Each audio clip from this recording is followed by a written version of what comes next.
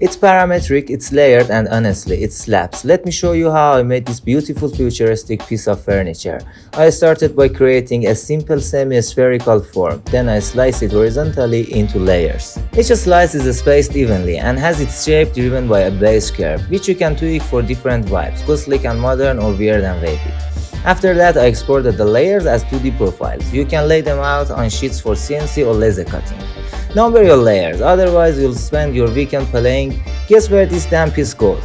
Use 12mm up to 18mm plywood, MDF or even solid wood if you're fancy. I designed this sample for you with the thickness and spacing of 16mm and all the parts are numbered, so feel free to use the plan at the end of the video and build this beautiful table. Once your pieces are CNC cut and ready, it's time to assemble. No glue, no nonsense. All the layers are pre-drilled, perfectly aligned. You just grab a threaded rod, slide the pieces on like giant wooden bits and lock it all up with nuts on both ends. And for greater accuracy, you can use the spacers in the middle. Just make sure you tighten everything up nice and snug and double check before locking it down.